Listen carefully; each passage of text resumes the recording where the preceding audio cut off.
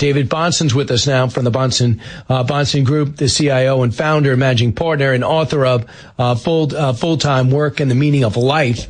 David, this lockdown has not hurt your business, has not hurt the market. Why?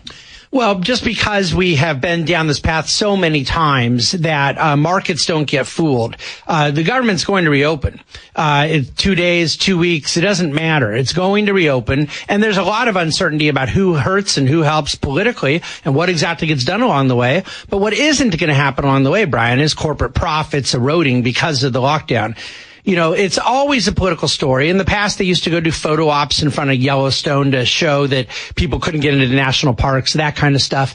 But there isn't anything material that's going to erode corporate profitability. That's why markets don't care. The political thing is open-ended. It's funny, those names you just read off of sort of potential Democrat pickups, the one who's not going to cross over is Dick Durbin. But there are other names that could, and we'll kind of see where this goes in the next couple of days. I don't imagine it's today. I think it's Monday, Tuesday, but we'll see. Well, what are they going to get in return? What they do want, and you always talk about like every economist, everybody's concerned about the deficit, just the interest that we're paying and what we're not being able to buy and do because the interest payments at $36 trillion. I think it's $5 billion a day. So having said that, you do want to cut back the budget, and is 2/3 of the budget, as you always tell me, is Medicaid, Medicare, and Social Security. Got it. So Medicaid, the problem is that got the biggest, the quickest. Understood. So we want to rein that in. But now I'm going to bring in politics. Yep. So everyone's going to get their letter talking about their premiums for the upcoming year. Yep. And Democrats going to be able to turn around and go, that's their fault. Yep. Now, it's irresponsibly inflated Obamacare and supplemented Obamacare and didn't pull it back after the pandemic came to an end. The eligibility requirements bastardized what Medicaid was supposed to be. The Republicans are probably doing the responsible thing, fixing it. But politically, there is concern, as I read in the Wall Street Journal today, that some are a little worried, like, wow, we're going to look like people taking away health care this year. Yeah, that's an unavoidable issue, and any entitlement, this is kind of Milton Friedman 101 and why government programs that are temporary become permanent, is politics. And when you give somebody something and then take it away, the only thing that matters is the second half of the sentence. You took something away. So, of course, there are some of us that are free market advocates and believe in limited government that think the best way to avoid that problem is to not give it to begin with.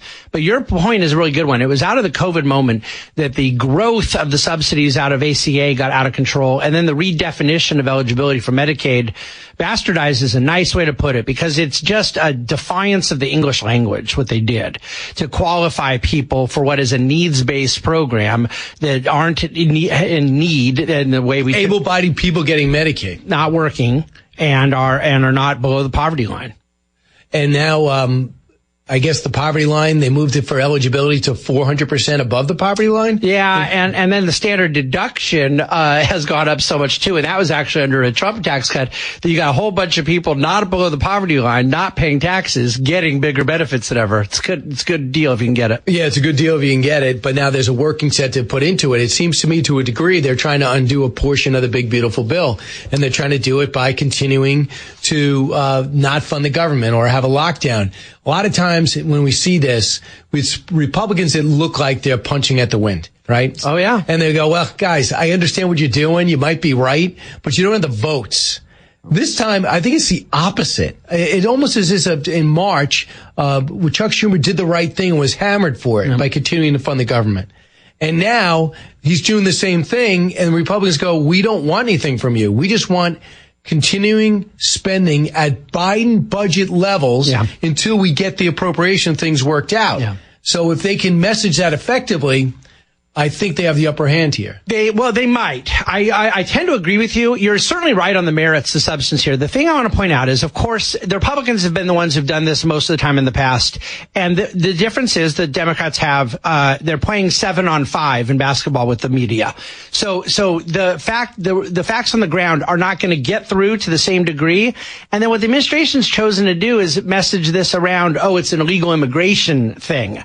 And that works with the president's base, but I don't know that it's going to work to the same degree. It gets to be a hand that gets overplayed at some point politically with the center, with the kind of independent moderate voter. What the left's doing is outrageous. I got to be honest, though. I've always been opposed to Republicans shutting down as well, just simply because of what you said. This was passed legislatively. And that doesn't mean people have to like it, but the law is the law. And then to go play gimmicks with process later, we have a legislative branch of government to address these things. So the left is now crying that they don't have the power. And candidly, the right did it a lot of times too. And it speaks to a dysfunction of government that shouldn't be. And it never ends well. It never ends well. Yeah. And you know, the thing is, you got to get a face-saving measure for Democrats to get out. And what that might be is a promise, number one, to entertain these subsidies and which you're going to dissipate, I think, December 1st, or, they could say on the rescission package that they put out that they took $9 billion out. Maybe they agree not to rescind any money from the budget that's been appropriated already. Remember, they took away PBS and they took away the USAID money. Something like that. Yeah, and that's what Shaheen and Caputo and you know, and potentially Durbin won't vote for this in any way. It's going to undermine leadership, but he may behind the scenes back channel away because the face saving is what's going on. Well, it could get bad for the Republicans, and it isn't yet. And I don't know that it will, but if this thing drags on enough where the optics change and then all of a sudden the president's in a position where he needs an off-ramp. Right now, Schumer needs an off-ramp. And again, to me, if I were him, right, I would have just said, I don't care what the base says. They already hate him. They're not going to like him more now. So the DOJ cuts, I took out 300,000 jobs. And they say, you know, they say we got to get rid of these, government got too big, which is probably not going to help them in Maryland and Virginia in any type of election, but we move on. Now they say that OMB director, Russ Vought, is going to start going in and taking out programs and jobs. So how do you feel about that? Number one, he froze the $18 billion to New York, but how do you feel about job cuts? How does that play, and how do you feel about it? Well, first of all, it's not going to be deficit reduction because they're going to reallocate, but they will still spend all the same dollars in the end. But do I prefer Russ Vought be running the P&L? What do you mean they're going to? Why wouldn't they? Because that's just not the way government works. They will find something else to spend the money on, and it may not be in the same month, but over the same fiscal year, it will get spent. They will not have dollars they leave unspent. So Russ's objective will not be to save money. It will be to more optimally spend money and get rid of waste and so forth. And I don't think it can be done without some backlash PR, but I think Russ is more qualified to do it than a lot of those young guys that came in on DOJ 1.0, where, you know, Russ knows what he's doing. I mean, he's going to be more surgical. My guess is they'll probably overplay it a little, but look, I think that a lot of this stuff should be cut back. This is not the way you want to see it done, but the Democrats opened this door and Russ is going to take it, and they've been warned. They were warned he was going to do this. Right. And in fact, Senator Thune came out and has something interesting to say. He's like, I really have no control of what he's going to do. So he goes, because that'll be somebody else. Here's what Senator Thune said, cut 9. We are not asking Democrats to swallow a list of new Republican policies or partisan demands. Not in there. We are asking Democrats to do nothing more than pass a clean, nonpartisan bill to fund the government for a few more weeks so that we can get back to bipartisan appropriations work. You talk about a sober, judicious guy. He's a guy you'd work with, right? Well, I've known him for 23 years, and we did a lot out in California to help get him elected when he was running against Daschle back in the day. And I've known him a long time and think very highly of him. But you're right, normal guy, straightforward. And what he just said is 100% true. They're not asking for something. And so, you know, Chuck Schumer's in a really tough position here. So I want to talk about the economy. CBS did a poll. They say 59% of the country think the economy's getting worse. This is in September. 54% said they thought it was getting worse in July. On the job market, 33% say the job market is good. It was 41% in April. Yeah. The 52% now think it's bad.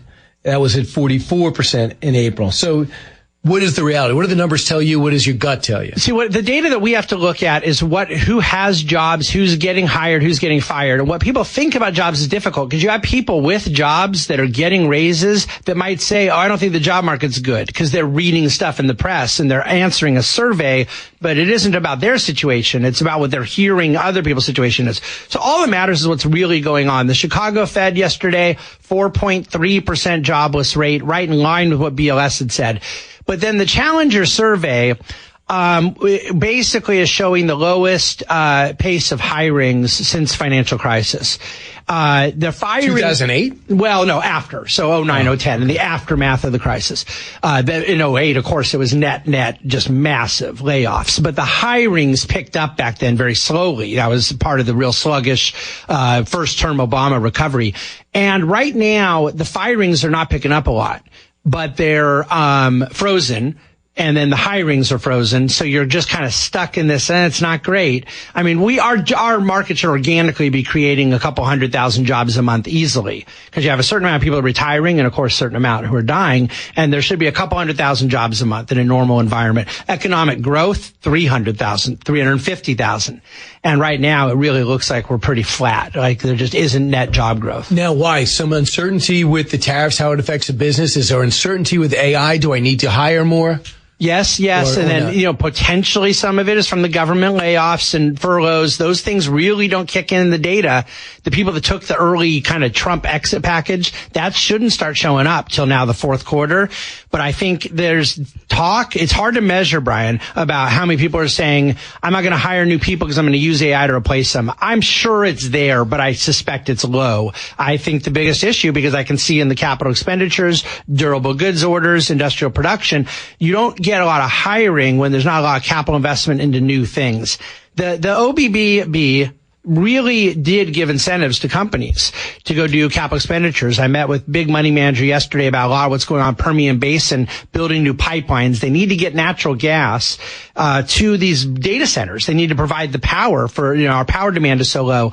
That should be leading to a lot more hiring. And they got big tax benefits to go build stuff out, but we're not seeing it yet because of steel tariffs. There's just push-pull, good things and bad things working against each other. And the goal would be put tariffs on foreign steel in order to make it cost effective to make it at home. Is that the theory they're working on, and is it working? Oh, I guess that's the theory. It's certainly not working, because what it does is it pushes the price up for the domestic when they know they're competing against something that has a price input or distortion the other way. So steel and aluminum tariffs push steel and aluminum prices higher, whether it's domestic or foreign, period. The argument that they have is, well, let's make it more competitive for our local manufacturing. Aluminum, there's no possible way, with or without a tariff, that we can compete with the countries that can produce it way cheaper. The steel side, we don't have enough supply, and the tariffs make all that harder. So I would say lower tariffs would push prices way down. Are we in the process of getting U.S. Steel back up with the Japanese infusion of cash? And are we about to become the behemoth of steel again, like we were in the 50s? No, we can marginally be better off, but our issue is labor cost. They're not coming down. They're not going to do anything against the unions. It's a union thing. Of course. Yeah. Always has been. So you don't think you don't think the rest of the world is coming up labor-wise in a way? They are marginally, and we have a little, some better opportunity marginally. But when you talk about the 50s, 60s, that competitive thing into the early 70s started to dissipate. No, I think those are yesteryear. So Trump's considering. By the way, you just said something when we first walked in. You said, Brian, you guys are misreporting tariffs. So if prices slightly go up, you go, the tariffs are hurting. If they don't move, you go, the tariffs aren't hurting. Yeah. So how should we be reporting this? Yeah, and to be, clear, I don't think it's you guys like at Fox. I think it's everybody is understandably in the news business, right? There's month by month data. And so something comes out and they go, grocery prices were higher this month. And so then MSNBC wants to say tariffs are causing this. And then if something didn't go up that much, then, some defenders administration want to say, look, they're not impacting it. Listen, there's going to be some higher prices from tariffs, and there's going to be some things that can't go higher because companies have to pass it on, or have to absorb it rather, and then that erodes profit margins. The latter is worse for our economy. No one wants to see prices go up with inflation, but do we think with jobs vulnerable, wage growth vulnerable, capital investment vulnerable, that we want erosion on corporate profits? That's the mother's milk of feeding more investment. And that's what really creates job growth, wage growth, and economic growth. So to me, I don't think there's anything wrong with how people report it, because you have to report stuff week by week, month by month. But I'm not looking at it that way. I'm looking at it 6 months, 12 months, 18 months, the way I'm allocating billions of dollars of capital. 30 seconds. So are you feeling 2 more cuts before the end of the year? No question, 100% chance. And the market loves this? The market already knows. Will it affect the loans I get to get a car or a house? Yes, but what is ultimately going to bring down house loans is the longer end.